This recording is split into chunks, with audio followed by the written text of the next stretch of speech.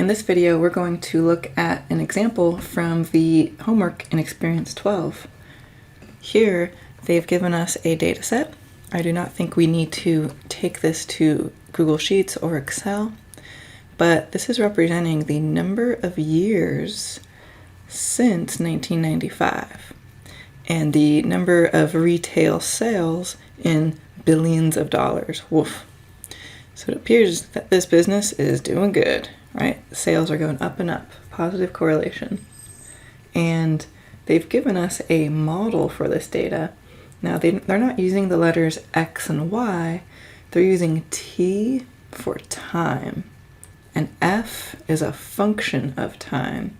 So no need to worry about that. They're still playing the roles that we are used to. A rose is a rose by any other name, I suppose. So use the scatter plot to decide if the linear model fits the data well. It looks pretty good to me, doesn't it? The function is a good model for the data. Let's estimate the retail sales in the US in 2015. And we'll type in the billions of dollars. And what year would the retail sales be 245 billion? Let's write out our equation and use a calculator to help us. Okay, I've got my writing space here, and I've rewritten the equation for the linear model for the amount of retail sales in dollars since 1995. So that's an important note here, that in our question, they want us to estimate the amount of retail sales in 2015.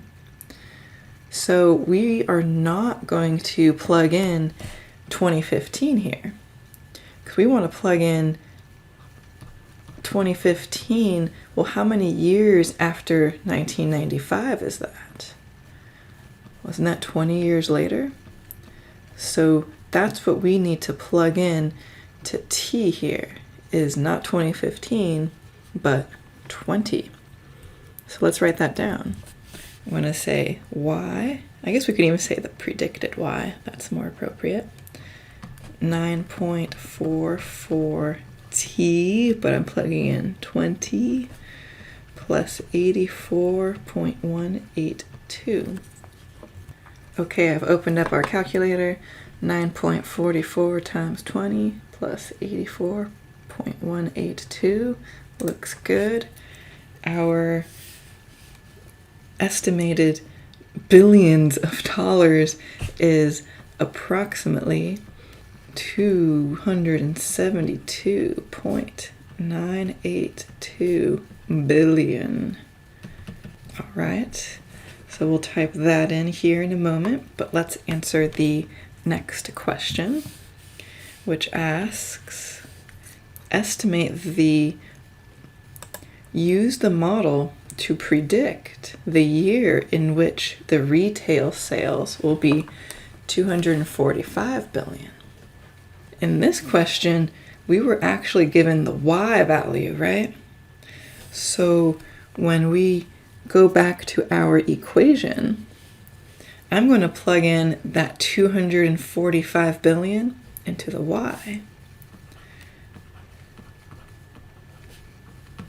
And we are solving for T, right? We're asking predict the year. Now we need to solve for T, so we should subtract that 84.182 from both sides, and then we'll divide by 9.44. So I'm going to open the calculator. 245 minus 84.182, and then we will divide that result by 9.44. So T is approximately 17.0358. Now that is the years after 1995. So if we want to translate that, like what year is that going to be, right, we're going to need to add our answer to 1995. I suppose we could do that in the calculator, and that would have been the year 2012. And a little into the year, right? That might be, oh, sometime in January. So let's type all these in and see how we did. Now it's not telling us to round to any particular decimal place. And since we're talking about billions of dollars, I'm going to do 272. Ooh, maybe I should do 273.